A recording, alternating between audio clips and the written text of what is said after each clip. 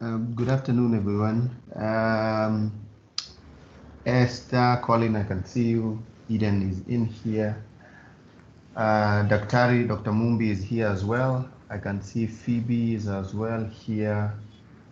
Colin, do you have an idea as to whether? Okay, so I can see Fatma is here. She's just I've just admitted her to the call. So it looks like all the speakers managed to successfully join.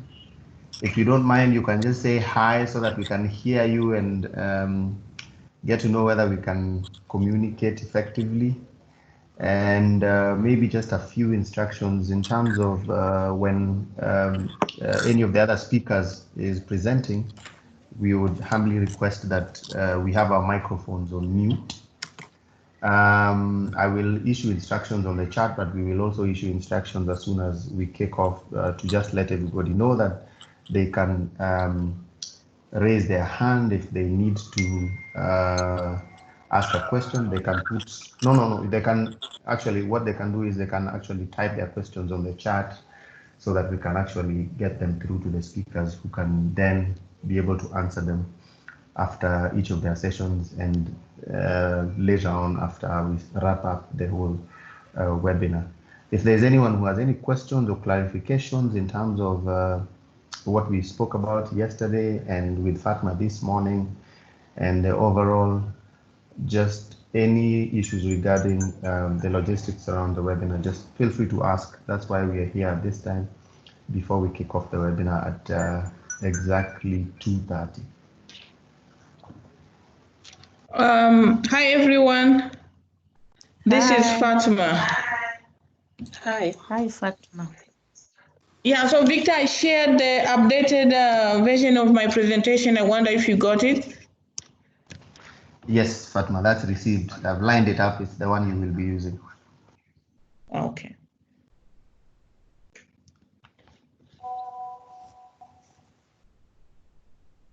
Hi Victor, this is Aidan. So Pauline informed me earlier that I'll be saying few words about Ethiopia. So just wanted to know how I'll present. I'll speak with. Do I speak first or do I go at the end? Yes, Eden, we had agreed. Esther informed me that she will be speaking at the end after the third.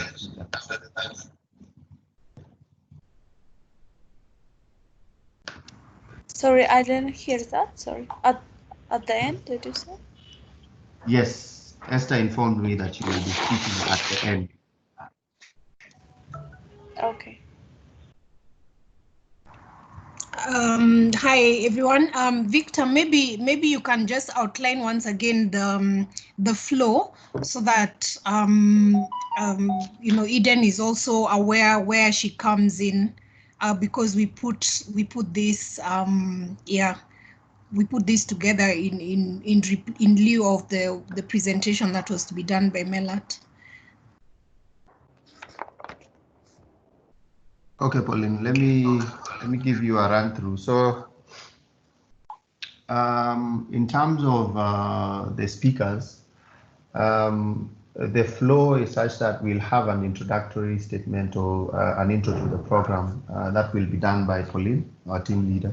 So this is just speaking to what the program is about and what we are up to. And it should not be anything more than 2 minutes. It's just a brief overview. We don't even have to have it on a slide. What we've done before is the country managers just talk about the ACE program and what we are actually doing in terms of our work on the continent. After that, we will have the moderator, who is Dr. Margaret Wanjiku, come in and give a brief overview of A-Staff's gender and social inclusion activities and what we're looking at being able to achieve with that. And she will go into detail about just giving an overview of what the current space looks like on the continent with regards to gender and social inclusion.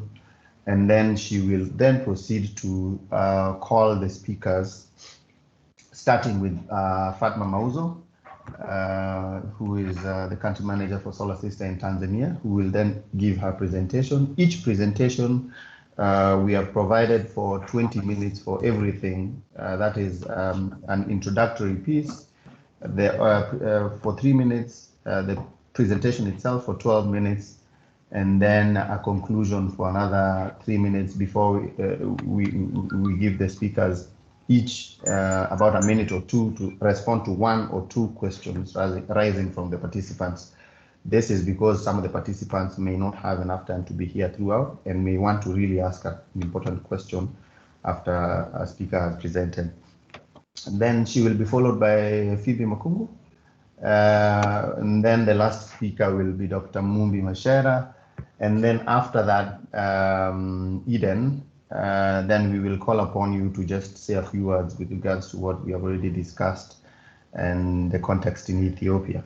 So that is the structure. What we are going to do after each speaker is just provide for either 1 or 2 questions, depending on how long or how intense the questions are. But for the most part, we are leaving all the questions to the tail end of the presentations. That's a bit about the brief.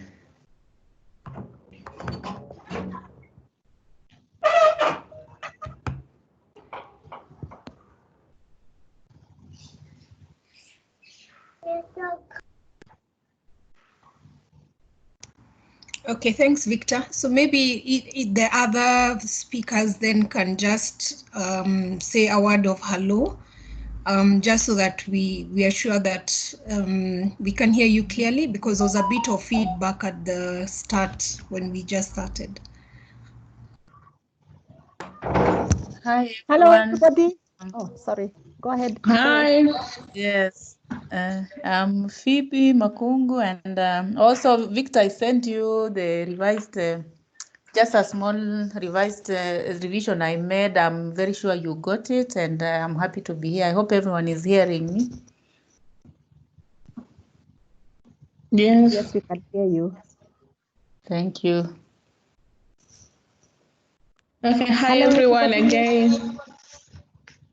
Hi.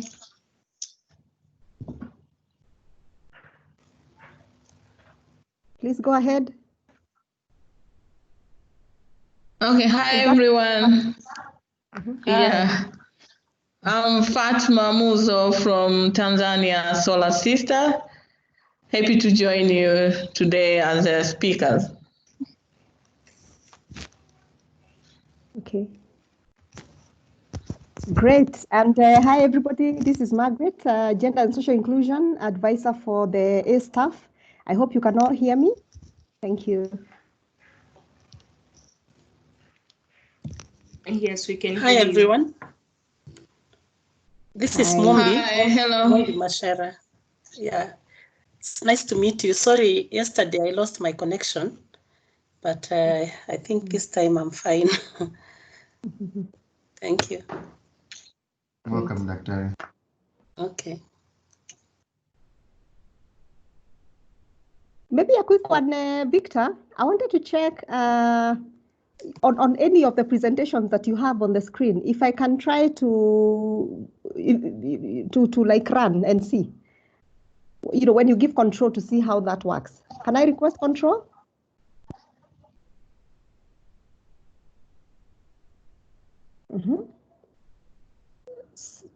So how do I run the slide?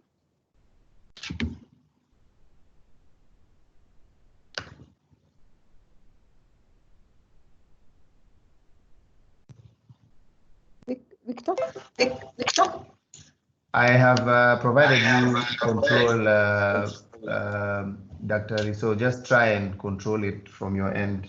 I've allowed you to control it. Okay, so just scroll to the next left. Oh, to go to the.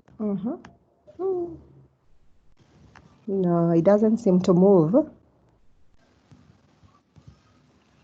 Okay. If not, you can just control for me then. Let me just show you.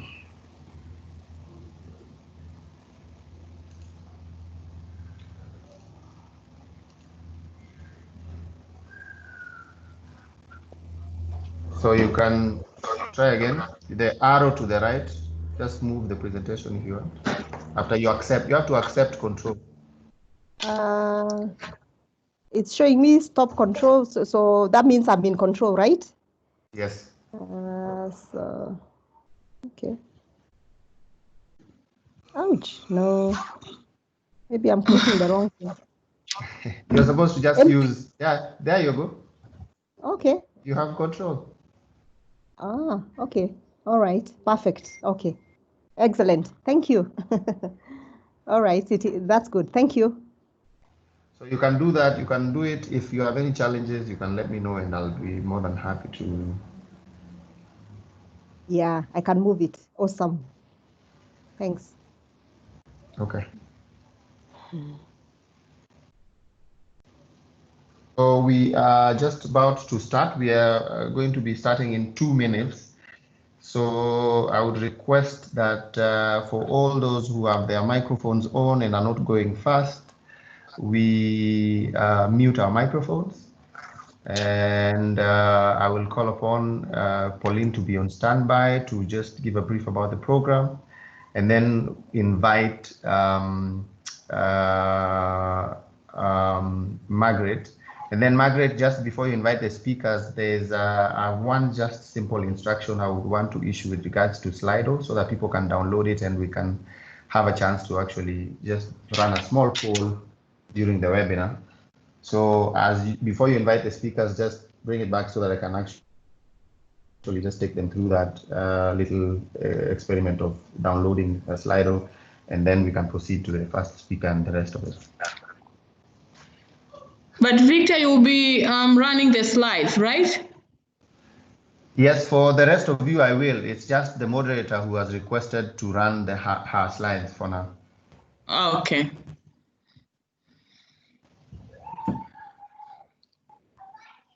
So Victor, you'll only do one Slido, or there'll be others in the course of the webinar? So we'll just do one towards the end, just before we finish. Okay, you'll signal me then when we get there.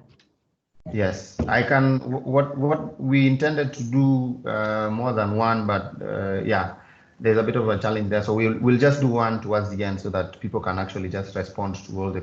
It's just 3 questions quickly, okay, and we finish. Okay, perfect.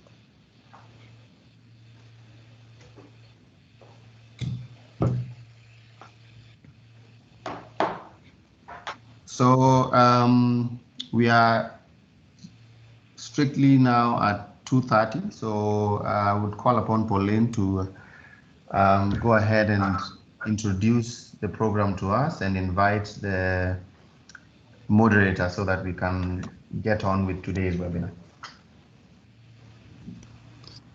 Thank you, Victor. Good afternoon, everybody. Welcome to the third GESI webinar by A-Staff. For those of you who may not be familiar with the A-Staff program, A-Staff stands for the Africa Clean Energy Technical Assistance Facility, which is DFID funded program running 4 years from November 2018. So the program is really, the mandate of the program is to catalyze the markets for standalone solar and to encourage the market and open it up for more participation, especially as we head towards the achievement of SDG 7 by 2030. So we're in 14 countries, mainly across West Africa, East Africa, and South Africa. And as I mentioned, this is the third webinar that we're having. We have had a similar webinar that covered West Africa and one that covered South Africa. And so we are sort of now coming back to the base of the main activity for standalone solar. And there are many questions and things still to be considered, especially around more vulnerable populations and whether we are actually effectively reaching these populations. So the purpose of this webinar is just to address the issues concerning gender and social inclusion from an East African perspective, and looking at how we can better include last mile populations who are still not fully covered in spite of the maturity of the market in East Africa. So I want to welcome all of you, and I hope that this will be a very useful time, and that the information that will come across and the perspectives that we'll be gaining from Tanzania, from Kenya, global perspectives, and Ethiopia will be something that will be useful to all of us. In conclusion, we will also touch on the more current issues around COVID and how that is impacting these very vulnerable populations that we're looking to reach and address. So thank you all for your participation, and over back to you, Victor.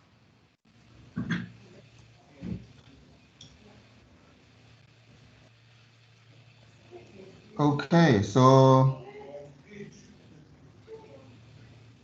Margaret, I think we will have you go ahead right now and take us through your session. Yeah. Thank you, Victor. Welcome again, everybody, to this webinar. We are glad that you could join us. My name is Margaret Wanjiku. I'm the Gender and Social Inclusion Advisor for the ACE Technical Assistance Facility. And we are happy to have this discussion this afternoon. As Pauline has explained, Pauline, our team leader, gender and social inclusion is a core component of the ACE program that she has just described. And this being our third webinar, our focus is on East Africa.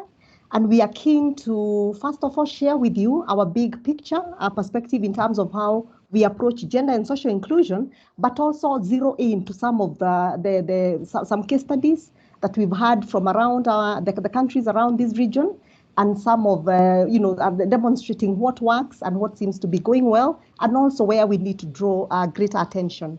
So in sum, what we are trying to do in this webinar is to try and respond to the question, what measures should we take to support vulnerable populations, those who are affected by lack of electricity and access to energy, and also recognizing that this is a context that is now ravaged by the COVID-19 pandemic.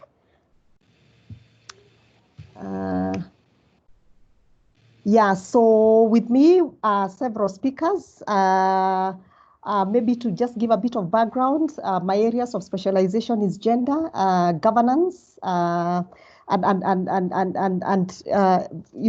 various fields such as energy and gender in agriculture. We will have our speakers also explain briefly about what they do and where they work. I'm supporting this project, but I also work as an independent consultant. So we will have a speaker from Tanzania, Fatuma Muzo. We'll also have a speaker from Kenya who works for the Ministry of Energy, Phoebe Makungu. We will also have Dr. Mumbi Mashera, and we'll also have our country manager for Ethiopia, Eden, who will give us a perspective from Ethiopia. But before they come to speak, I will give a bit my overview.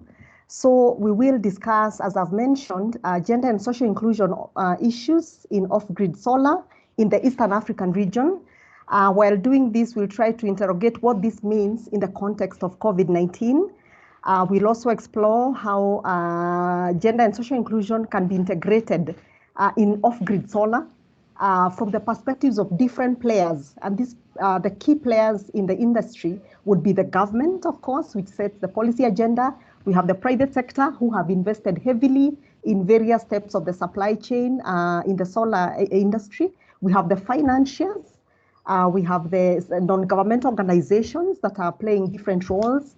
We also have donors and many others. So we will. So these are the various players from whose perspective we try to look at what they can do to ensure that gender and social inclusion is integrated in the program. And of course, as we've mentioned, that our focus is the Eastern African region. So our speakers will speak very specifically to what they are doing in the different countries. So it's good to mention at the beginning that when we talk about gender and social inclusion, we are not just talking about women. You know, sometimes we tend to think gender and social inclusion is about women. Well, essentially, in our program, in the East Technical Assistance Facility, we adopt a more inclusive definition where, for us, it includes, more broadly excluded groups, specifically women in low-income households, youth who are always grappling with joblessness, people with disabilities, people who are internally displaced, and this varies from country to country, and sometimes people in refugee situations and nomadic population. So vulnerability will vary depending on the country context. There are countries we have nomadic populations and others where we don't have. So we are adopting that broad definition. So as we've said, the purpose of the webinar is to draw attention to several things. One, in the course of our work in the East Technical Assistance Facility, we generated a handbook, and this is provided in a link that will be provided on the chat on the side. My colleague Victor will provide a link so that you can access it. It will be on it's on the website. As I've said, we'll also listen to some success stories of what works and where the different players should draw their attention. As we've mentioned, COFI and the ACE staff program has prioritized gender and social inclusion as a programmatic intervention in all the 14 countries where we have a presence or where we have interventions. Knowledge management is part of what we do. Is a core component of the program as well. And this is why we're also having these webinars where we pull knowledge and ensure that we disseminate to the populations. So when we think about COVID-19, which is affecting every one of us globally in different ways, what does this mean when you think about energy access from a gender and social inclusion perspective? So one of the things happening is, of course, delays in supplies, and I think we can recognize that happening, things coming in, particularly in the health sector. This is a big deal, because if you can think about maternal and child health and the health-seeking behavior that tends to have women and children, require health services much more than other members of the family, then the delays in supplies because of COVID-19 becomes a big concern. There is the issue of reduced incomes with the economic meltdown and with families at home, with children at home, the requirement for energy has gone up. So this again tends to stretch the family budget. There's, of course, reduced financing, reduced access to business credit. And again, this affects the vulnerable populations even more. As you might be aware, a lot of people have lost their jobs or they've been put on unpaid leave. Again, this speaks to reduced family incomes and particularly affecting vulnerable or low-income households even more. You've all heard also about the issues of gender-based violence and sexual offenses with the stay-at-home restrictions, particularly affecting younger children, both boys and girls. And this is a concern that we need to be thinking about, when you think about gender and social inclusion during the pandemic. So what are some of the things has ACE Technical Assistance Facility considered and would like to, sorry, my slides have advanced, yeah.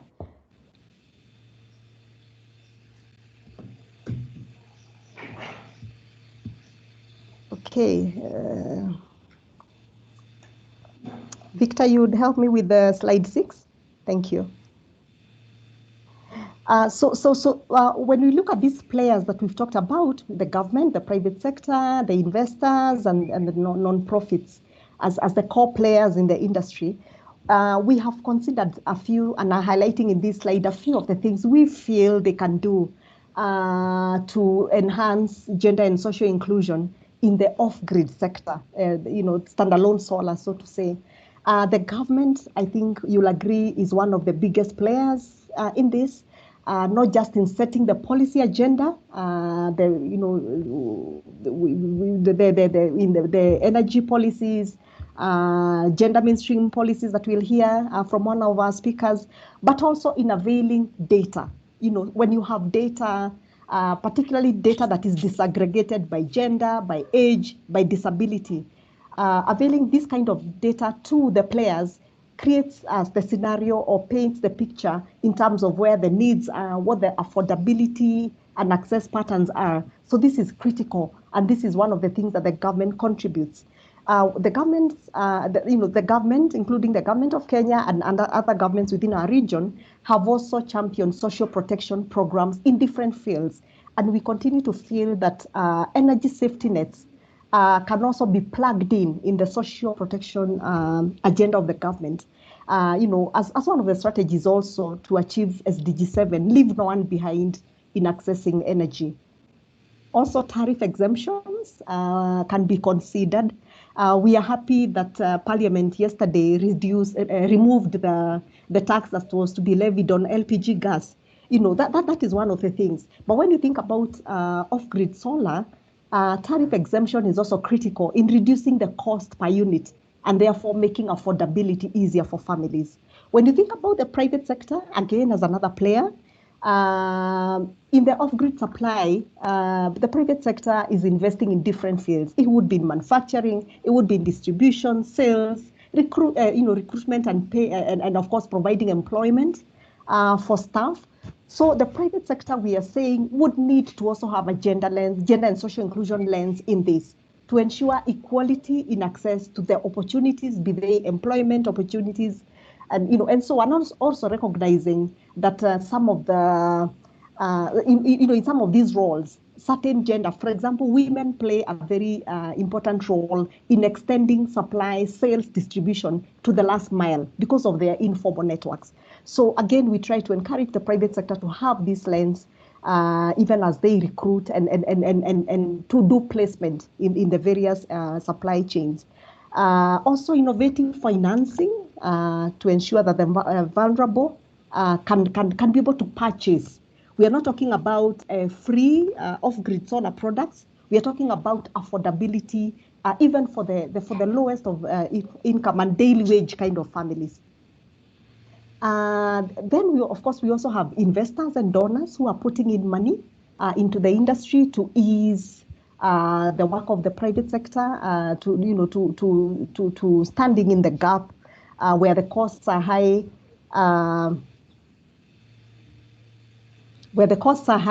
And where the reach, especially to remote regions, is not adequate.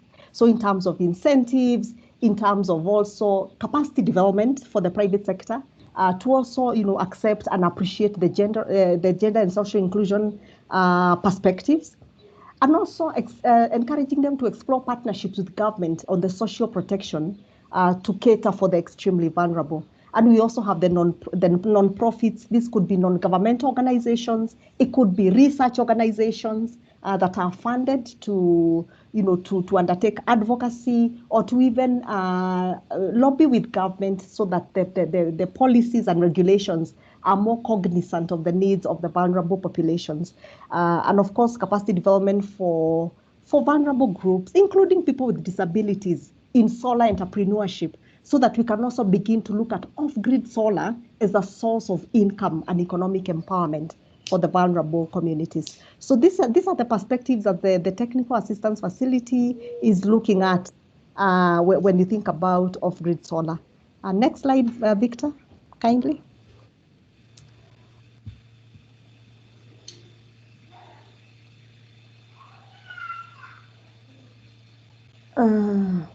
So as we go to the next slide, at this point, I will now invite other speakers. But before that, I wanted to draw your attention to the link. The link provided with our Gender and Social Inclusion Handbook that you can all look at. Maybe before I invite the other speakers, Victor, you could speak to us about the Slido, and then we'll get back to the rest. Thank you.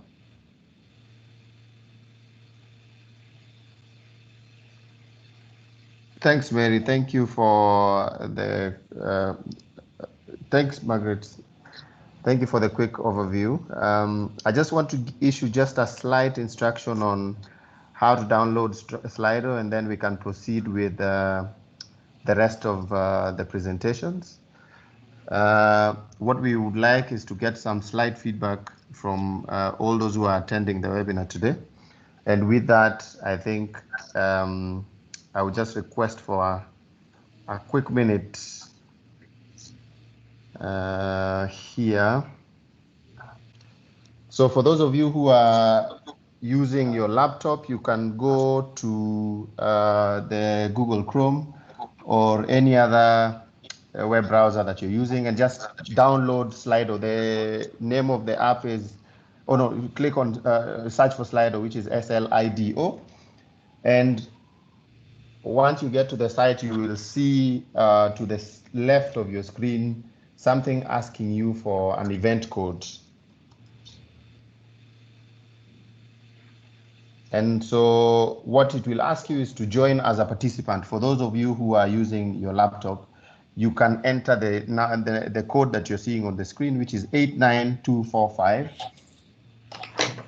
And it will take you to the page for the webinar, where we will later on we will run a small poll where you can tell us how to best be able to run this webinar and any other feedback that you might have for us. So I'll just leave that for a minute, and then we will proceed to the first speaker. For those of you who have your mobile phones, you can go to the Google Play Store on your Android phone and download Slido as an app. Once you download Slido, just use this number. You can take a picture of this screen and use this number to be able to join our page on Slido, so that you can actually be a part of the interesting questions we have for the poll. If you have an iPhone, you can also go to the App Store and download the same and use this number, and you'll be able to actually participate in our poll. Can everyone be able to see the number? No, I can't, Victor. So you can't see it? Okay, let me just share it with the number all is of you. showing.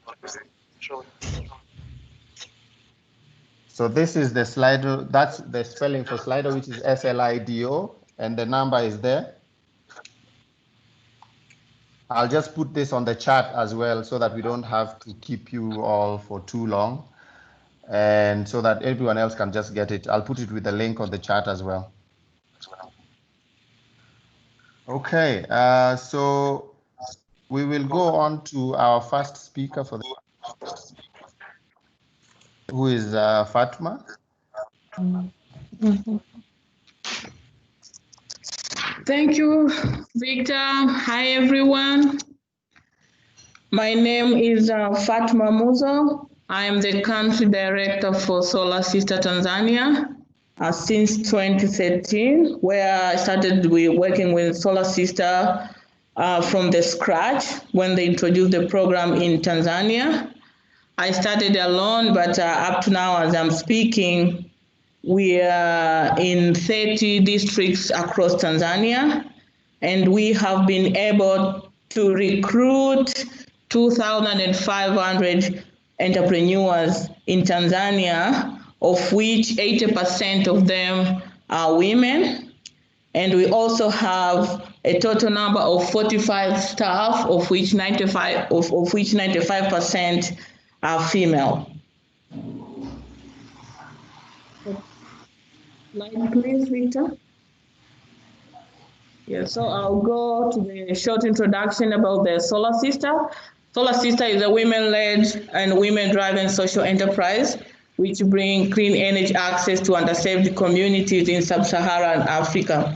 Our mission is to empower women economically through clean energy business, which are solar, portable solar lanterns, and efficient cooktops. Next slide, please.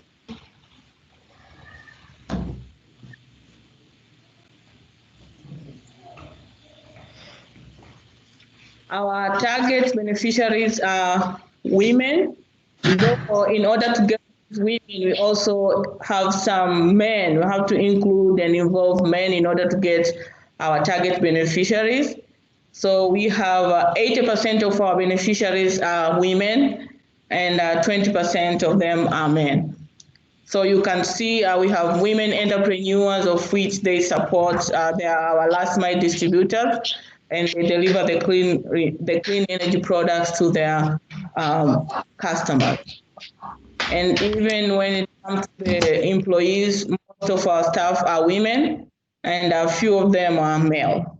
So that's how we focus more on the women and gender. Next slide, please.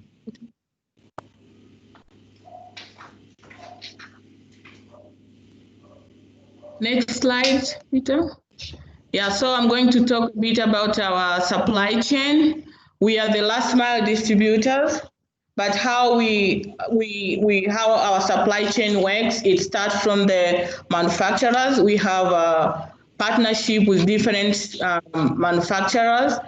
For example, we work with D-Light, we work with Greenlight Planet, we work with Philips Life Light and Lightings, and we also work with EcoZoom. They are the one, these are our manufacturers, and all of our manufacturers and suppliers are Lighting Global certified, and all of their products they bring to us, they come with the warranties on repair and replacement.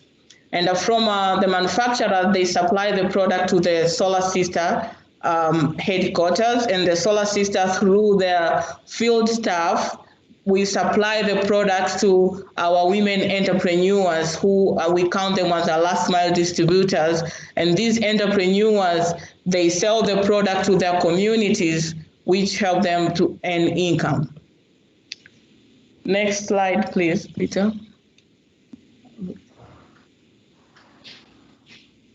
Yeah, so we can see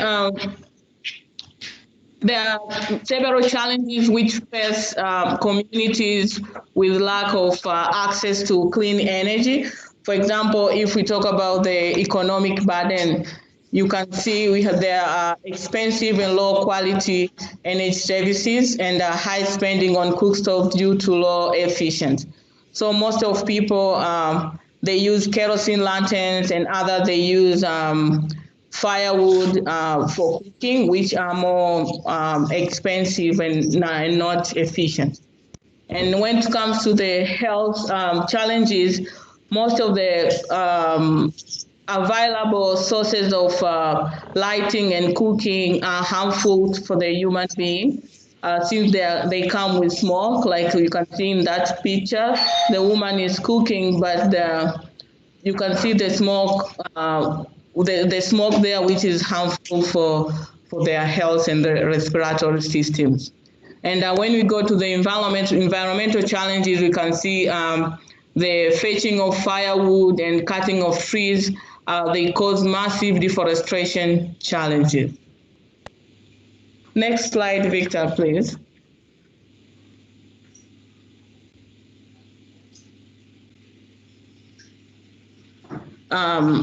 Taking these challenges in gender and social inclusion perspective, you can see most of the people who are affected by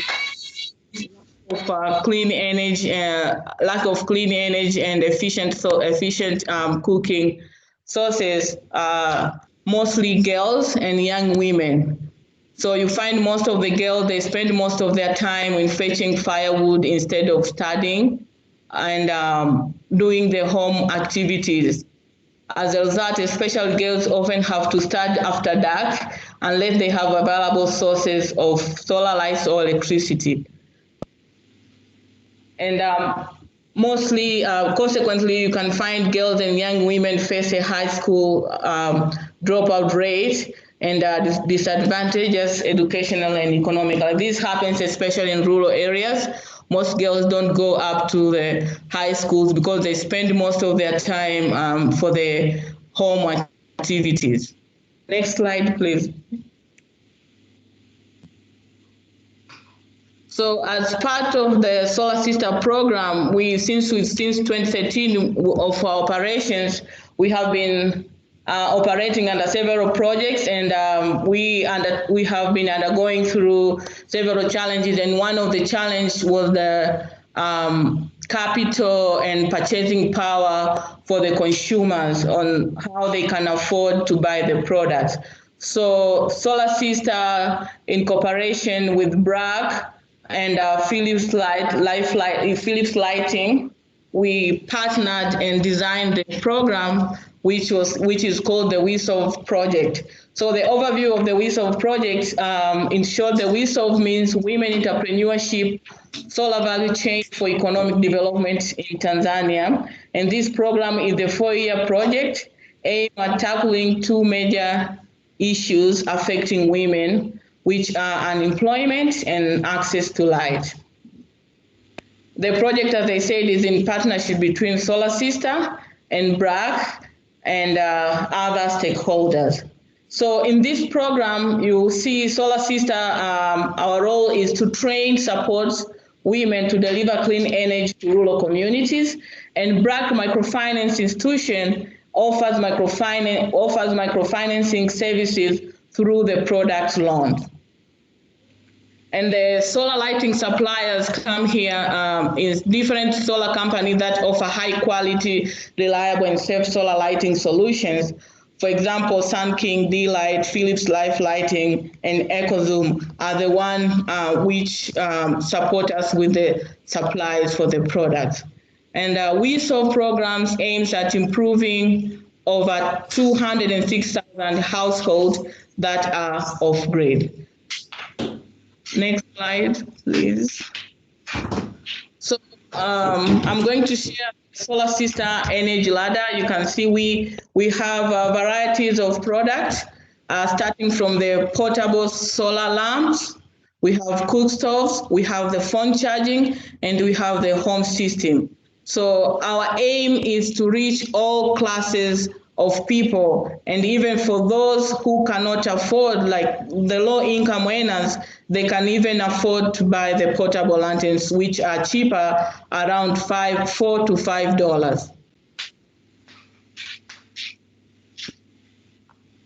For the WeSolve program, we had a pilot stage. We just finished the pilot stage, which was 1 year. We are now in the year 2.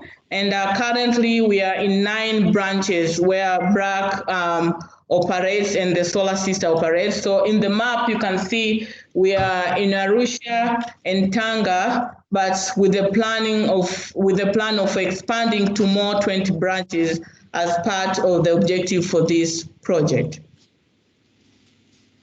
Next slide, please. So the supply chain for this WeSolve program, it has 2 modules. And the first module is the Solar Sister Entrepreneur. So you can see the SSE means Solar Sister Entrepreneur. A Solar Sister Entrepreneur does presentation or demonstration at the BRAC groups. BRAC Microfinance have the women's groups of which they give them loans.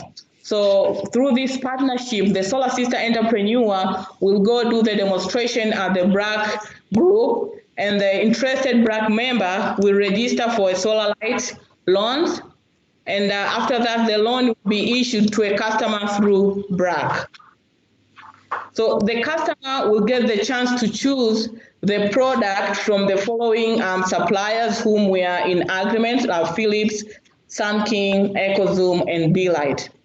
So they will choose products which they like, and then they will get a loan. And they will be registered as they have received a loan from BRAC, and they will be repaying their loan to BRAC, of which the value of these solar products loan ranges from $18 to $90. That's where we started. Since these BRAC people, these BRAC members, they also have cash loans. So for them to afford, we decided, like we did a survey and research, and we found the affordability range is between $18 to $90, which is to be repaid weekly for 6 months at an interest rate of 13%.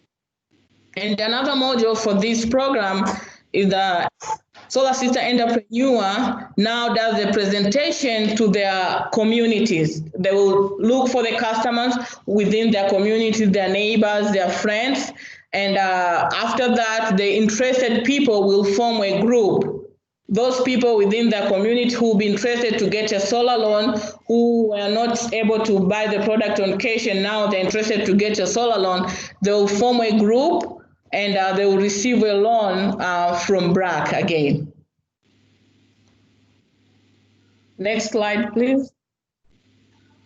So the outcome and impact of this program so far, we have reached more than 68,000 households out of 260,000. So far, within 1 year, we have been able to reach that number. And also, we have experienced sales by women entrepreneurs average have increased by 100% from $75 to $150 monthly. This is due to selling higher valued products. Before, most of our entrepreneurs were selling the portable lanterns, which their value ranges to $5 up to $50. But this program, they have been able to sell the high valued products due to the access to loans. There's also an increment in sales income to the women entrepreneurs. This is due to that they make more profit when they sell larger products. And also not only to the women entrepreneurs, but also increased income to the customers who are the beneficiaries of BRAC members. They also have been able to increase their income. More women entrepreneurs have been motivated to join the program since there is a good return on this. Women entrepreneurs, after they see now they're making more money, more profit on this program, they also encourage their friends and relatives and neighbors to join this program. Hence, it has increased the number of women entrepreneurs in Tanzania. And we have been able to reach more people and customers through the BRAC network, since BRAC Microfinance has more than 500,000 groups, microfinance groups in Tanzania, and only those we have been able to reach around 1,000 microfinance groups so far, and we hope to reach more and more groups. Next slide, please. Fatuma, you have 3 minutes. Oh, okay, thank you.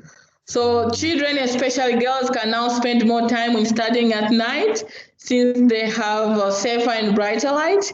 And also these bigger systems, they can also charge phones, and others, they come with a radio. So they have been very helpful in the means of communication, like the radio. Now we have get the testimonies, the users can now listen to the news, especially at this COVID-19 pandemic. They could get all the updates on what's going on with the COVID-19. And also there have been productivity on the both customers and women entrepreneurs, since the working hours has increased. For those who were working, who could not work at night, they can now work at night. Others, like for others with the garden, they can now get up early in the morning around 5 or 4 and using the solar lanterns for lighting. Next slide, please. And there have been also more on the positive side on the BRAC. Most of their customers have shown the good progress on repaying their loans due to the increase in their productivity, and they have more time to do their businesses to get more income. And also this program has increased the confidence to our women entrepreneurs, especially in public speaking, because for them to sell the products, they have to do the group demonstration. So this have been, it has shown the confidence for some of our women entrepreneurs. Next slide, please. So I'm going to share some of the project challenges. It takes time for the new entrepreneurs to catch up to the speed, because this is a new it's a new culture for them compared to how we have been operating before. So it was a challenge. It was challenge at the beginning when we started. It was slower for them up to getting to the speed of which it had to involve with the behavior change for the entrepreneurs, and also the timing. The timing, for example, BRAC group members, they always meet in the morning, while for our entrepreneurs, their culture and how they use in the morning, they go to the farms and they used to meet in the afternoon. So it was a big challenge at the beginning to make this to work. And also, the Google Map, like when we did the mapping for this program, matching the entrepreneurs versus the BRAC group, we used the Google Map. But when we went to the reality, we found what the Google Map tells was not perfect. So this was the challenge again, of which we had to spend time to do the mapping again.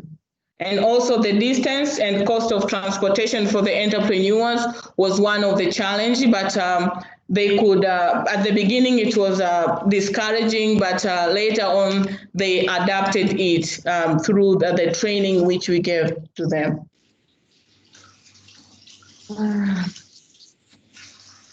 And also faced some of the BRAC clients, they got the challenges of not affording to pay 2 loans. If someone had cash loans, so paying the solar product loan was a challenge. They felt like they have 2 loans. And what we tried to figure out was to reduce the value of that loan so that everyone can afford.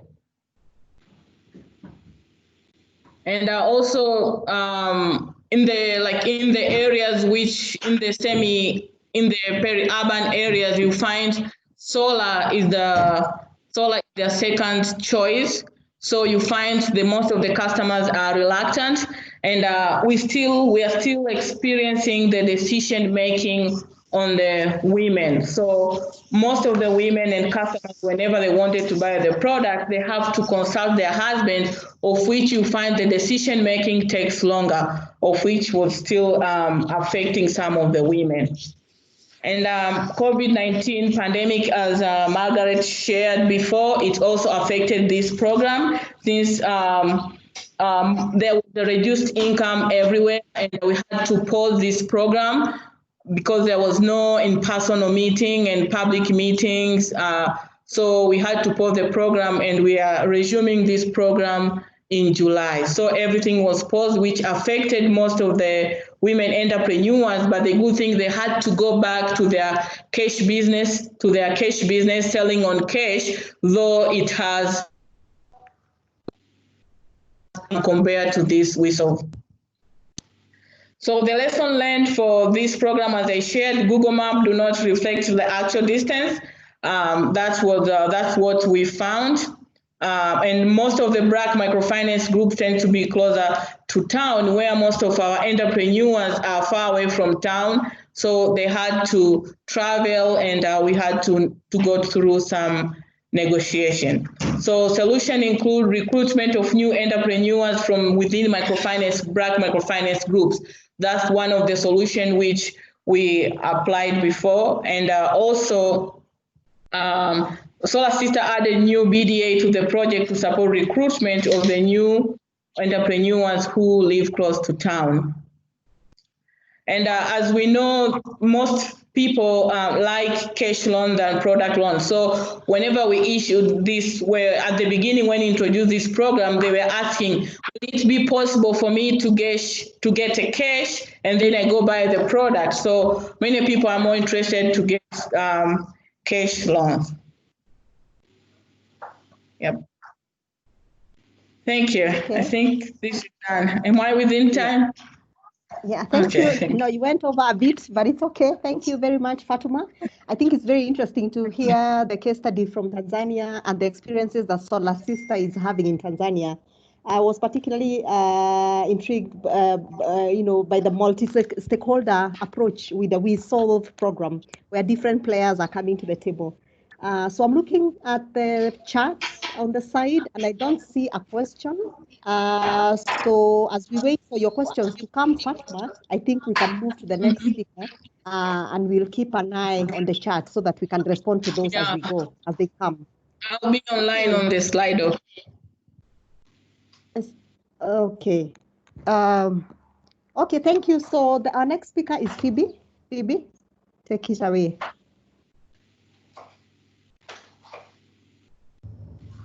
Okay, good afternoon. Although I saw a hand up, I don't know, I saw Gumbu calling with a hand. Margaret, Yeah. Oh, okay. You can ask your question, Colin, and then we'll proceed after Colin's question. Yeah, mine is brief.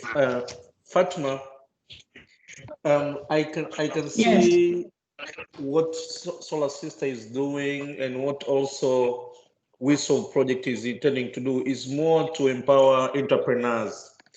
So have you also considered empowering consumers? And in that case, I'm talking about maybe starting dealing with productive use, which could also, improve the income of end users. Yeah, so this program focuses on women empowerment, empowers all women, and also consumer financing. And we decided to partner with BRAC because all of their group members are women. So when we are supporting our women entrepreneurs, at the same time, we are supporting the BRAC women members who are our customers to get access to lighting and access to financing. Thanks. I was just wondering whether, dealing with productive use is in consideration, because I think can also improve the income of end users. Yes, Colin, we have a separate program from the EEP, which we are starting in July. That will be the program specifically for empowering women through the productive uses of energy. So we have it coming on. But for these products, for the We Solve program as well, we also train the customers, the end users, and the entrepreneurs for all of the products which they buy. Since they are the high-valued product, they have more than one uses. They use it for the productive uses. For example, the phone charging, they can charge the phones to the cell phones of the other than the end money, and other they also use for the lighting for their businesses, like for those who have stores or kiosks, they use for lighting to make more sales. Okay, thank you. Thank you, Fatma, for that. Thank you also, Collins, for the questions. I'm encouraging the other listeners to also use the side chat so that we can continue responding as we go. Phoebe, karibu.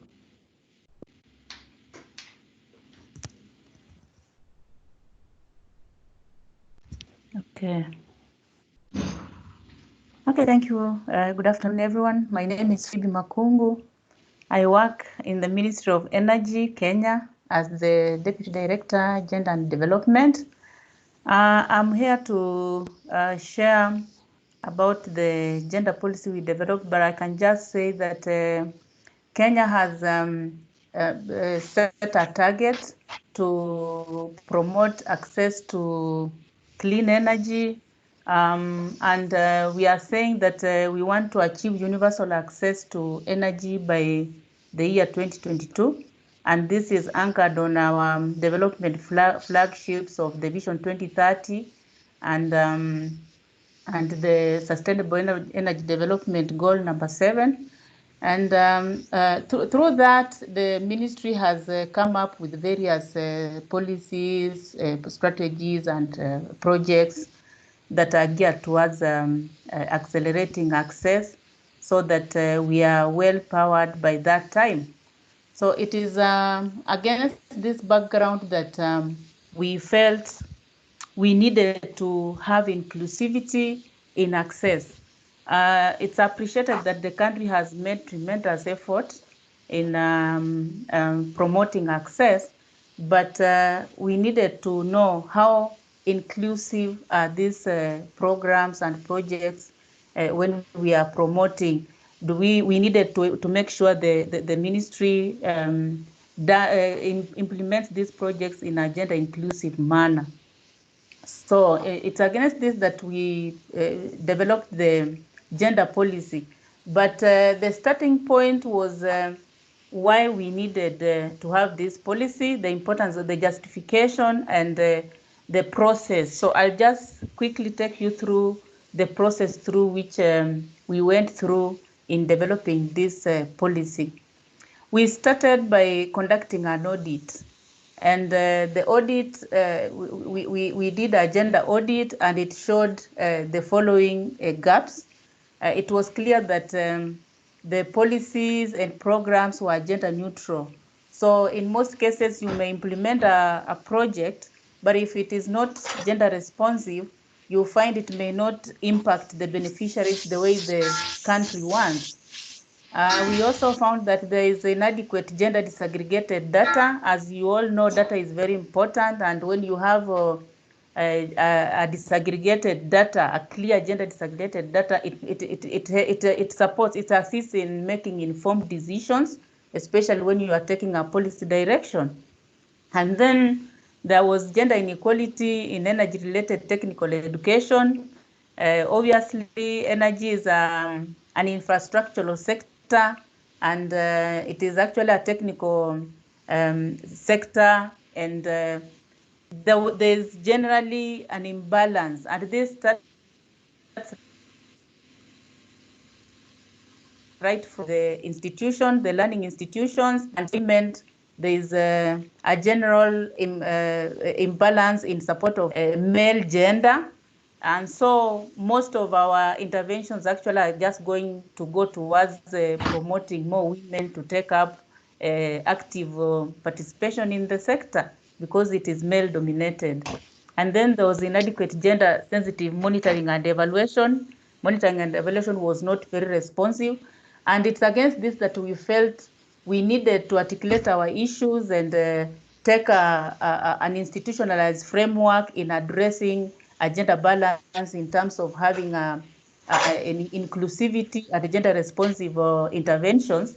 And we felt the best way was to come up with a policy which will be more institutional, and it will be a it will stand out in terms of just making a reference instead of just looking at the implementations by just talking to people, talking around.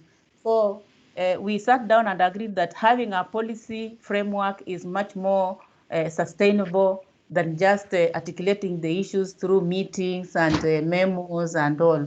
So it's against this background that we came up with the policy. And Victor, just move to the next slide, please. So how did we start? So the process, when we did the audit, and we agreed it was important we come up with a policy. So we looked at how do we move with it. Remember, this is a technical sector, and even internally, knowledge about gender and what we meant by institutionalizing or having an inclusive framework or responsive implementation was a problem. So we decided to use a strategy whereby we used internal staff. We did not hire an external consultant. We did it with the staff members and the management, and everybody was involved in the process, which really worked well for us.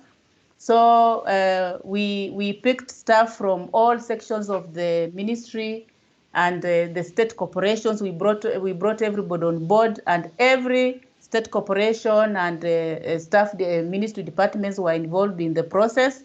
So the approach made it much easier to bring out real life experiences, what people were encountering, what gaps that they felt were there. So these experiences were very good in coming up with key issues that needed to be addressed. And then the approach was also very good in just having an easy ownership, like we would go for meetings and you update on the progress of the policy, and the management was very much aware of what was going on. So ownership and buy-in was so easy, and this worked very well with us. So after we developed and came up with a draft, it was approved by the principal secretary and the cabinet secretary, and they were happy with it, and they felt this is something that we needed so that it can fill in the gaps, the existing gaps that had been there. So we also brought on board the external stakeholders, and we invited quite a number, everybody who is a stakeholder in the sector. And we had a validation workshop, which was very successful, and we got very good inputs on the finalization of the document. Next, Victor. Next slide, please.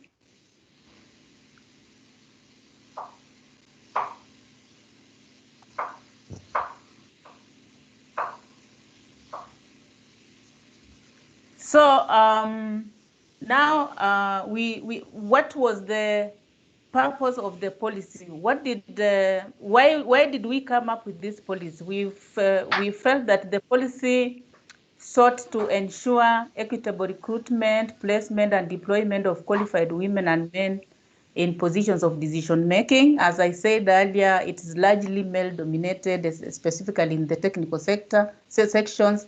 So both the state corporations and the ministry, this policy is aimed at bringing out the component of involving all, balancing in recruitment, and it's not just women, but also people with disabilities and those who have proper qualifications and marginalized, but they are able to, they meet the qualifications, so there should be that inclusivity in positions of decision making. And it sought to provide a justification for the gender unit to be allocated funds and other resources. There was nothing like a gender section or department or unit when we started this process. So this policy was to bring a proper justification for gender to be recognized, and I'll be sharing success stories at the end of the presentation. And then it sought to awareness on gender in the energy sector. Actually, there was very low level of awareness. When you talked of gender, as Margaret said at the beginning, they would say we are coming to do activism, to promote women, they thought it is just all about gender activism and all that. But after the policy and during the process, that inclusivity involving everyone helped people to understand, the staff members and everybody to understand that it was just all about having a responsive environment. And then we sought to promote clean cooking solutions and environmental sustainability. The ministry had done a lot, but we realized a lot of focus is on electrification. So for us to achieve universal access by 2022, we need to focus both on energy for lighting and energy for cooking. Next. Maybe you have about when it comes to challenge, minutes. Sorry, how many? About 3 more minutes. Okay, that's fine. So the challenges we're just looking at from the policy development process up to the time when we launched the policy, and we say that largely some of the main challenges we faced were lack of proper information regarding gender mainstreaming in the energy programs. There was no such information, and we really had to take time to help the implementers understand the importance and generally the inadequate financial resources, just resources to help us finalize the policy was also a challenge. Next.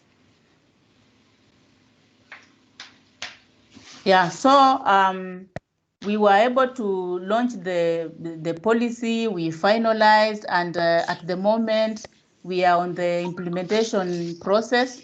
And some of the milestones I can say, maybe the achievements we've done or the big steps we've made is that the policy has placed the ministry in a strategic position as being the first energy ministry in Africa and beyond to develop a gender policy. Actually, yeah, it was we confirmed that there is no any other ministry in energy that has a gender policy, and this has been a very good success for us. And even the ministry is very happy, and it is now much more focused on. I can say we have a big score in promoting inclusivity in our infrastructural projects or sector. And then there is an appreciation of unique energy needs by households, and monitoring and evaluation tools are more responsive. When now it comes to implementation, they are much more giving much attention and looking at implementation with the agenda lens.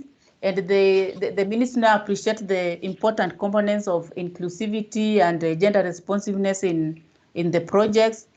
And I'm even happy to say we had planned a monitoring and evaluation exercise just before COVID came up, and they had they have put gender impact assessments in the tools, and that was a very good achievement. And then through we are implementing a solar project which is funded by the World Bank, and this project is actually being implemented in the marginalized regions of Kenya, and the aim is to ensure vulnerable groups such as women, widows, and people with other challenges like the poor get access to energy. And focusing, this is a component of inclusivity, and the SMEs those who take up the contract, the project is also focusing on just supporting women-headed farms, and this implementation is a very good. The implementation of the project actually is just a good way of promoting inclusivity. And as it is being implemented, much focus is given on the vulnerable people in the sector, and this is a very, very great achievement that we've had.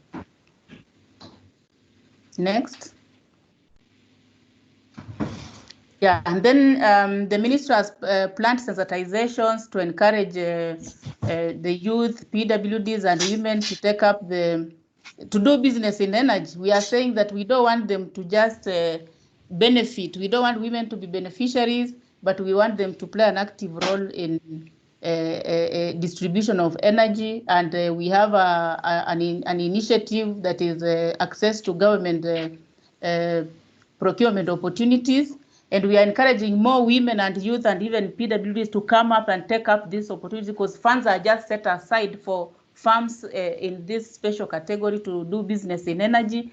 And the ministry has committed to carry out much more sensitization to reach out to this group so that they can do business in the sector. And this is quite encouraging. And then now, as we speak, gender is now recognized as a section in the ministry. It has been put on the organization structure. And in the next financial year, some funds have been set aside specifically for gender activities.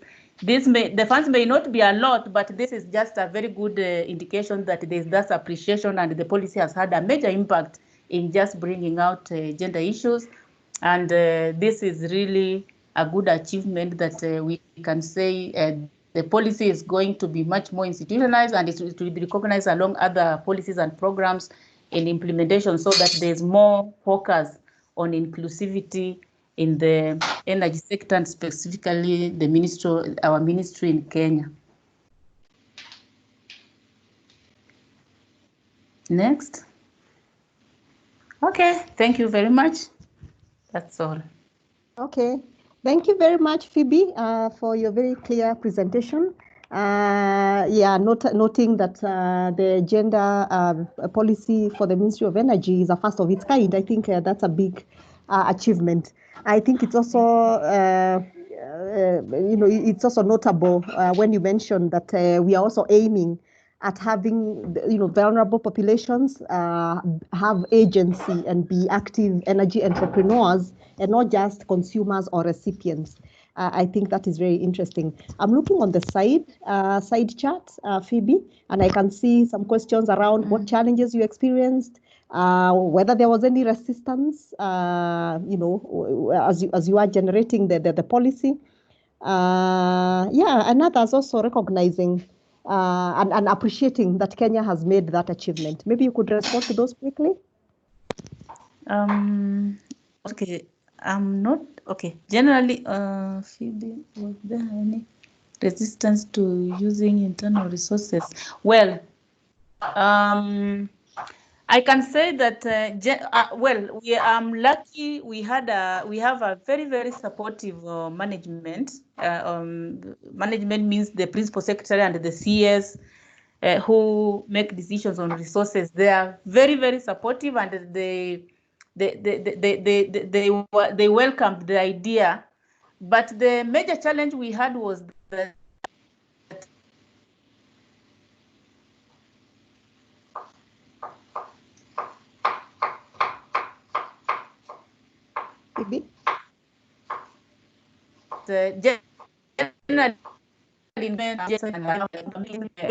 a budget is when there's a budget cut, focus is put on the technical. So it would be very difficult for me to get any funding when now also gender had been removed from the performance contracting, the PC.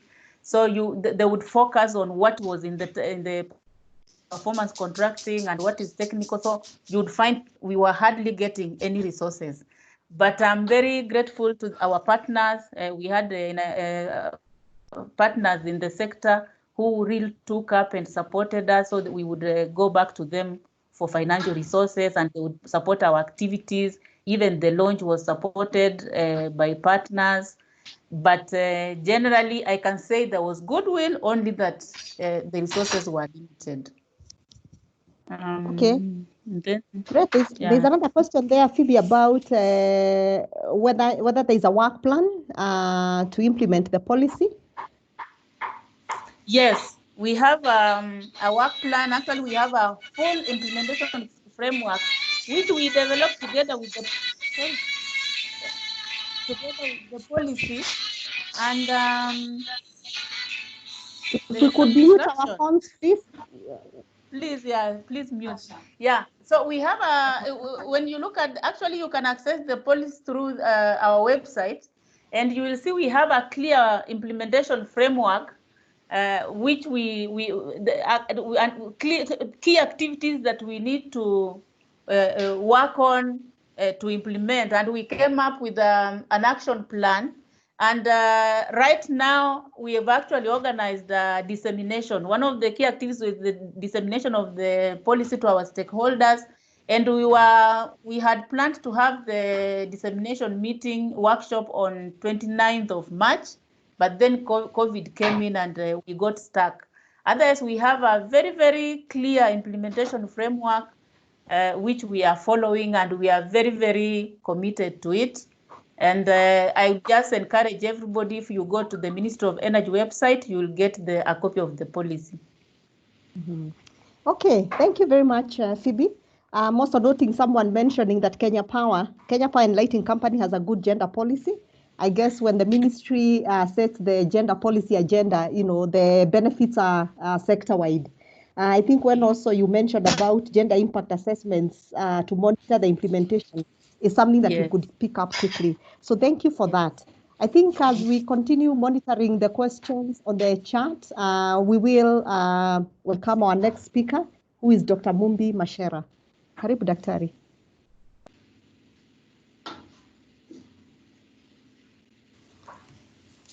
Thank you, Margaret. Good afternoon, everyone. I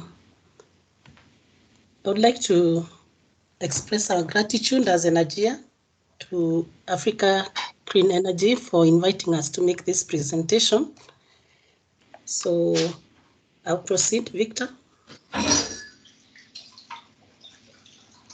Victor?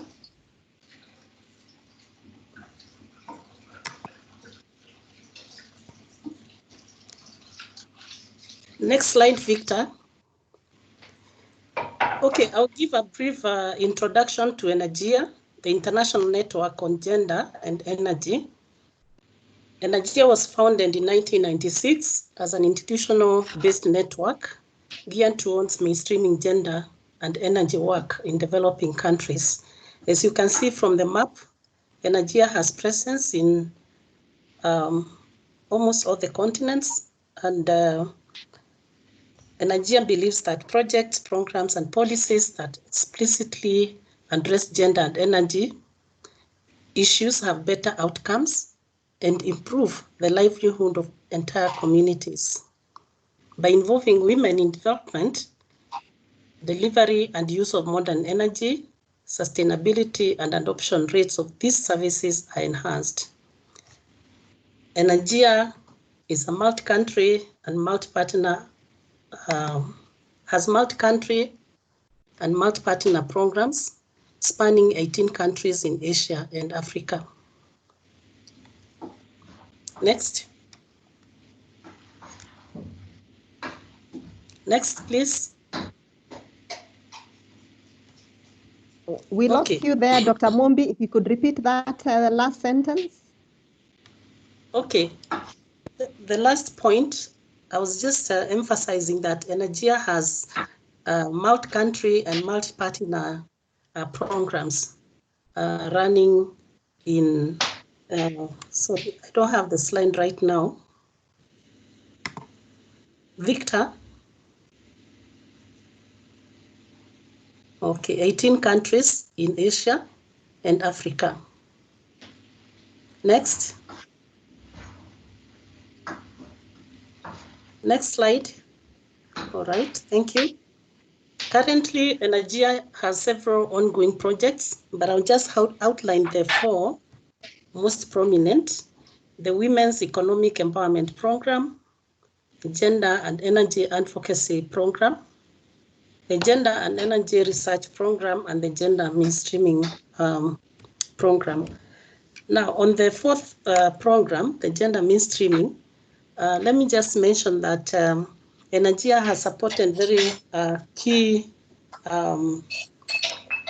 activities in Kenya, particularly the gender audit that Phoebe talked about, the Kenya Power and Gender Policy, and also the gender energy, the gender policy in energy that was launched by the Ministry of Energy.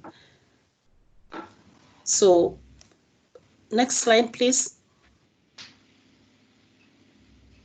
Next, Victor. Okay, for this presentation, I'm going to share with you an overview of the Gender and Energy Research Program, some of the key findings, and also share with you some intersectionality of gender, energy, and COVID-19 pandemics from Energia's perspective, and the lessons learned and recommendations on the way forward. Next. So the Gender and Energy Research Program was a research program coordinated by Energia, which ran from 2014 to 2018. This program spread out across 12 countries and was conducted by 9 consortia in Africa and Asia. Now, when we talk about the consortia here, we are talking about the research groups, or what we used to call the research areas. So as you can see, we are talking about 9 countries, 9 consortia, but spread out in 12 countries per se. And in the coming slides, I'll be sharing some of the work that was done in those countries.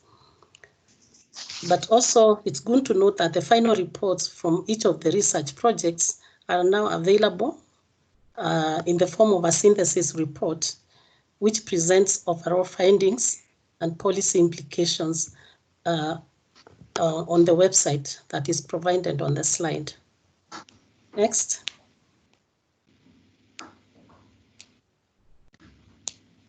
Next, Victor. Okay. So the Gender and Energy Research Program basically had 7 research projects, and each of the projects addressed some thematic area. But it's important to say that there was some interconnectedness between some of the thematic areas. The research area 1, or thematic area 1, focused on factors that contribute to women's empowerment through access to different forms of electricity supply. The research area 2 focused on energy use, or what we refer to the productive use of energy, and particularly in the street food sector, and how energy contributes to the economic and social aspirations of men and women operating in this sector. Thematic area 3 explored the role that gender plays in the political economy analysis of access and use of modern energy services, primarily in cleaning, cooking, and agriculture. Thematic area 4 focused on fossil fuel subsidies, particularly kerosene and LPG subsidies from a gender perspective, and considers factors that need to be taken into account to ensure that subsidies reach poor women. Next. Next slide. Thematic area 5 looked at new insights that involve women as entrepreneurs in the renewable energy sector, and assessed whether this positively impacts businesses in order to provide welfare impacts on the households. Thematic area 6 presented new evidence which shows that interventions promoting productive use of electricity without gender approaches are more likely to benefit male-run than women-run enterprises, and provides recommendations to ensure equal benefits for women and men. And finally, thematic area number 7 is a literature study which shows that energy entrepreneurship can transform women's lives and captures key lessons learned on including women in energy as entrepreneurs to increase access to energy for all. Now, I'll give you a highlight of where these studies were conducted and where Eastern Africa is represented. Next slide. As you can see, from thematic area 1, next slide, yeah. Research project 1, this was done, study was done in India, Kenya, and Nepal. Research area 2, the study was done in Rwanda, Senegal, and South Africa. Research project 3, India and Nepal. Research project 4, Bangladesh, India, and Nigeria. Research project 5, Rwanda. Research project 6, Ghana, Myanmar, and Tanzania. And research project 7, which is a literature study. Source of this information was global. Next. Next, Victor. All right. Now, on the key findings from this very wide and intensive research program, we found that universal energy access targets are unlikely to be met unless energy policies are aligned to women's as well as men's energy needs, their assets, skills, limitations, and capabilities, as well as existing norms. We also found that involvement of women in energy supply chains is good for women and their families, and it is good for business as well. These studies also shown that modern energy services for women's productive uses contribute to women's empowerment. We also found that end-use appliances that deliver modern energy services to reduce drudgery and save time can transform gender roles and relations. Further, we found that improving the affordability, reliability, capacity, and convenience of modern energy services can help achieve gender equitable outcomes and will be critical for universal access.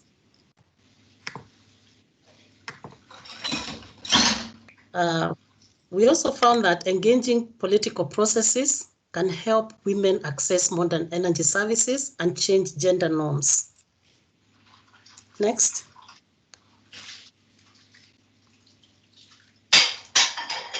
Next, Victor.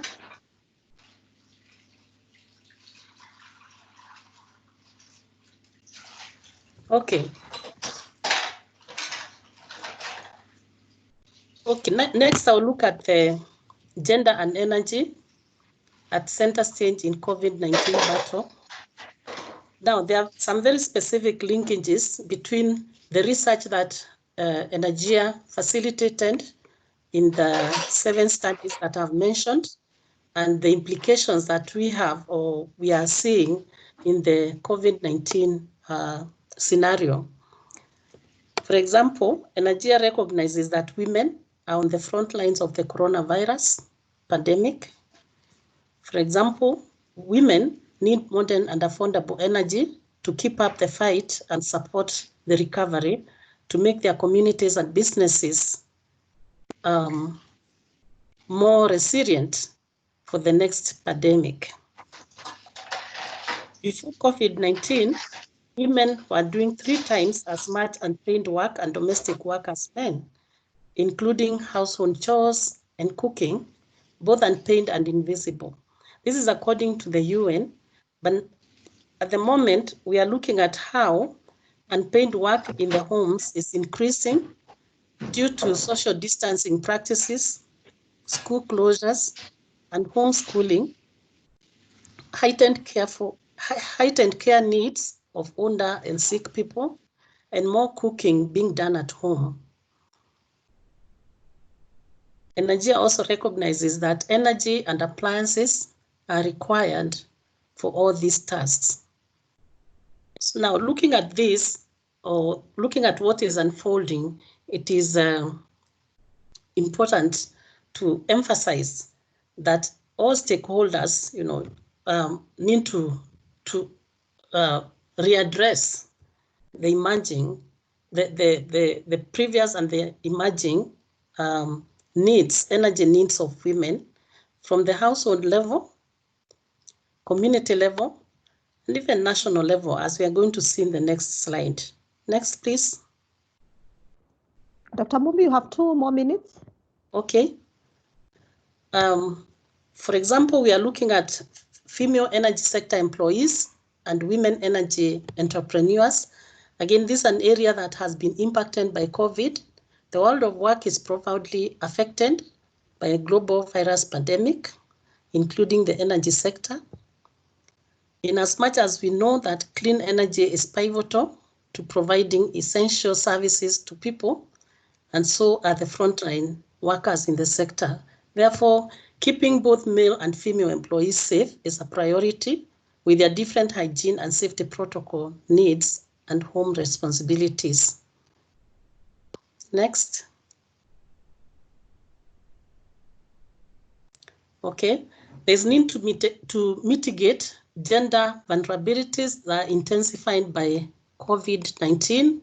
For example, unaffordable electricity costs, gender-based violence, powering health infrastructure, and the digital divide in communications. This is part of the energy response and recovery plans. Next. Next, Victor. Okay. As part of the way forward, Energia recognizes that integrating gender and ensuring women's representation in COVID-19 response and economic recovery planning and decision making in the energy sector is crucial. In conclusion, we note that keeping a gender lens on energy throughout the COVID-19 battle offers a crucial opportunity to power a more gender equal response and recovery, including sustainable energy for all. Thank you. Okay. Thank you very much, Dr. Mumbi, for your very insightful presentation about Energia and some of the work that is going on there. I've personally benefited many times from the research the research projects that you've mentioned that are available at your website. So thank you very much for that. I'm looking at the chat. I don't see any questions there, though I've seen that Victor is drawing our attention to the Slido poll. There's a question there. I think we can all go there and respond, even as we respond to your questions. Is there a question from the audience to Dr. Mumbi? I don't see any there. And if not, we shall go to our last but not least speaker, Eden, who will give us perspectives from Ethiopia. Eden? Okay, thank you, Margaret. So I'll just give a brief overview about Ethiopia. So culturally, women across Ethiopia are disincentivized from going into business. For some, it's not deemed culturally appropriate and plays against gender stereotypes. For others, especially in those in more socially conservative areas, the negative connotation of going into business may provoke or worsen domestic violence. Women tend to also fall into what they call the missing middle trap, in which they are not served neither by commercial banks or MFIs. So in regards to this, the government of Ethiopia has developed a national electrification plan, which targets to have universal access by 2025 with 35% of grid electrification, and GSE has been integrated in that plan. So some of the efforts that to address some of these challenges by the government of Ethiopia includes first, the establishment of a high-level decision-making body to make sure GSE is championed by key decision makers and all departments under the Ministry of Energy.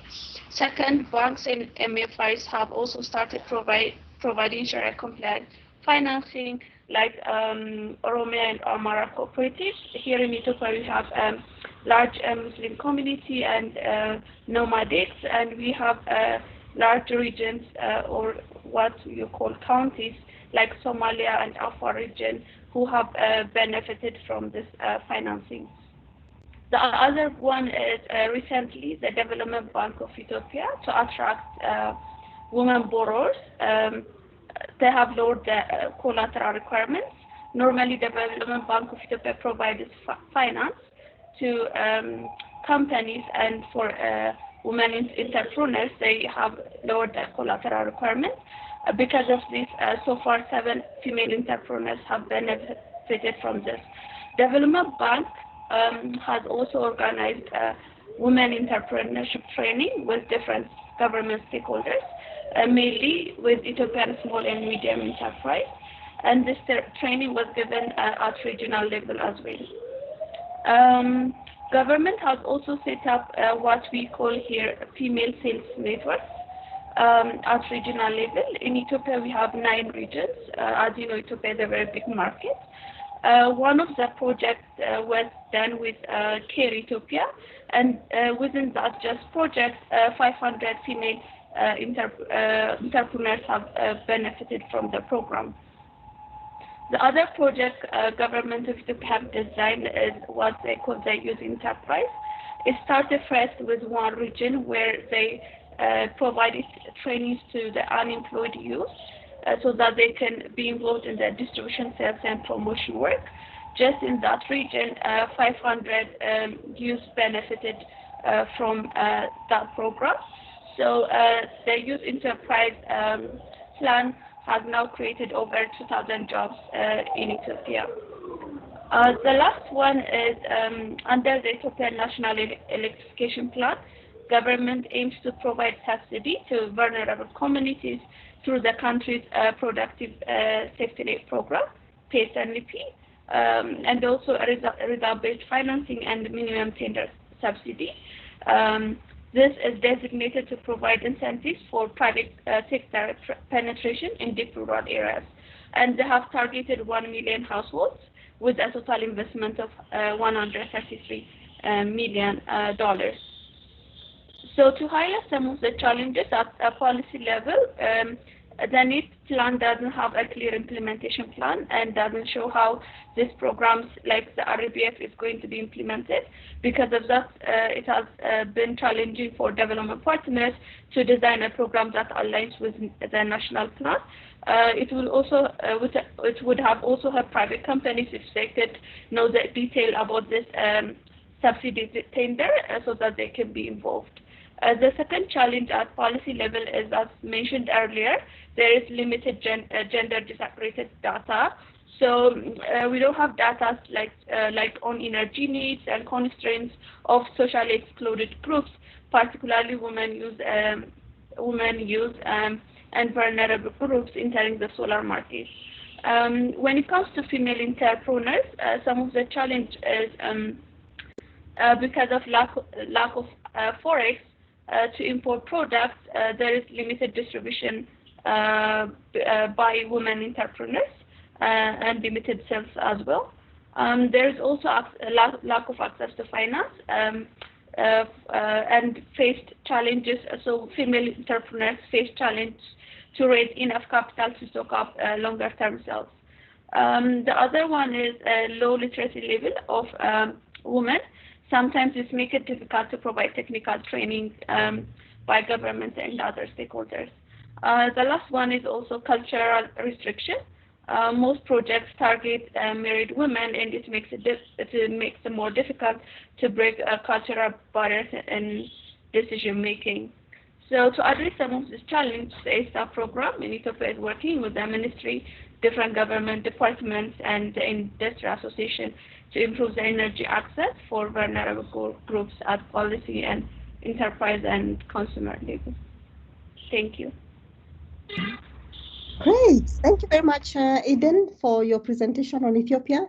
I think you forgot to introduce yourself at the beginning. I can see someone asking for your full name, position, company, and so on. So Victor has indicated, but maybe you can just tell us. And also there is a quick question there, whether Ethiopia has a gender focal point in the Ministry of Energy. Eden. Yeah, so sorry, I forgot to introduce my name. My name is Eden Fenta. I'm the country manager for Ethiopia under the ASTAF program. So under the ministry, we have what we call, we have a directorate for women and youth development. So they lead on different programs to mainstream gender in different policies and regulations. So we have a department under that, but still there are a lot of things to be done. Yeah. Okay, Eden, thank you for that. I am also looking again at the chat. First of all, the Slido that is going on, there is the poll. And I'm only seeing, I think, 2 respondents to the first question. There's a second question that has been posted. So maybe just go to your Slido, our webinar participants, and make a response to that. There's a question there currently on the Slido. Maybe we have a few more minutes. Maybe it's almost 4, but I'll allow just 2 minutes. Anyone in the audience who has a question for any of our speakers, from Fatuma, Phoebe, Dr. Mumbi, and Eden, you can take this chance, even as you respond to the Slido.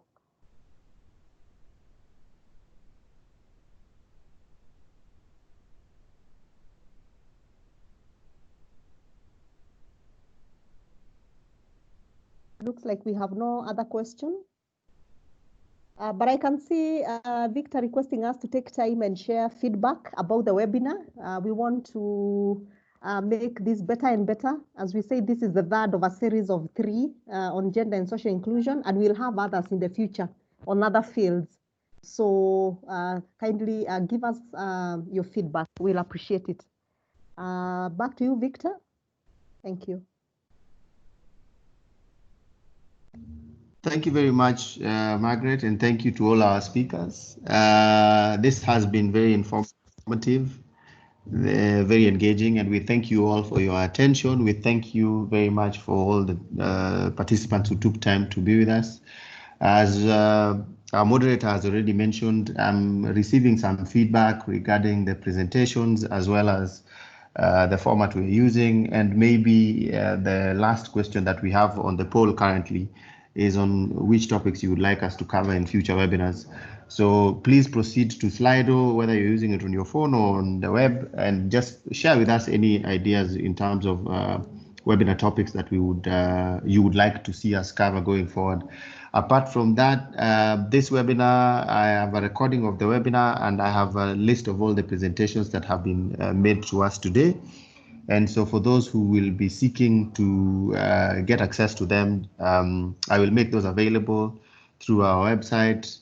And for those who have my email address and our contacts as well, we can find ways of being able to share that with you. Interesting to note that I'm looking at the feedback and I'm seeing very interesting topics coming up, which we would definitely be looking at and finding ways to be able to host a webinar on. I can see someone talking about e-waste management, a topic that we had already covered in an earlier webinar, because we have an e-waste policy handbook as well, which is on our website. But we will look at maybe finding ways to go back and be able to actually get maybe a further deep dive into the handbook through a webinar or something like that, that can actually be able to help those who are looking to find out about US policy. A lot of interesting topics coming up. Keep them coming. Give us as much as you can so that we can actually find out how best to be able to contribute to the sector. Apart from that, if you can, we still share a lot of these materials on our standalone Solar Knowledge Hub on the ASTAF website. Please visit our website. There's a lot of really useful resources on there for all of you who are looking at any material around e-waste policy handbooks, e-waste policy, even the gender and policy, gender handbook is also there, and a lot of many useful materials that you could use for the sector, and share with as many people as you can, because the reason why we make this available is so that it can be used by the sector. I don't want to get too much into this, saying things after the good webinar that we've had, but feel free to follow us on Facebook. Just search for the Africa Clean Energy Technical Assistance Facility, ASTAF at ASTAF on Twitter, and we are on LinkedIn as well. And all those platforms are platforms that we're currently using to share resources with all of you. So thank you, and I wish you a good afternoon. If there are any other inquiries or questions, you can send them directly to us or just share them now before we wrap up.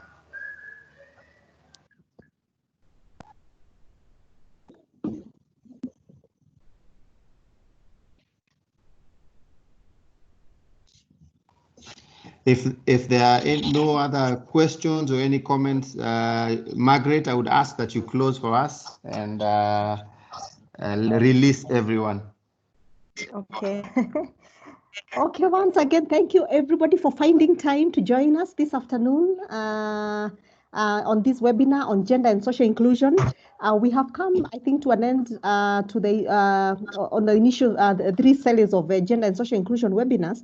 But of course, the conversation continues, as you've seen from our various countries, right from what Fatuma told us about from Tanzania, Phoebe in Kenya, Dr. Mumbi took a scan around several countries in our region and beyond, and the research that exists, and also what Eden has told us about Ethiopia. There's a lot happening. There's a lot going on in our countries on gender and social inclusion. We can look that up, but clearly vulnerability is still a thing to deal with. We have a pandemic with us that we are dealing with, so there's still a lot that needs to be done. So we'll continue talking. Let's keep the conversations going. We appreciate our speakers, all of you, personally, individually, and collectively. Fatma, Phoebe, Dr. Mumbi, Eden, we appreciate you for finding time, preparing for the presentations. And thank you, the Technical Assistance Facility team, from our team leader, Pauline, Esther, and Victor, for preparing this and ensuring that it has run seamlessly. Thank you, everybody, and until next time, bye-bye from me. Thank you. Kwaherini. Thank you. Bye. Thank you. Bye. Thank you. Bye.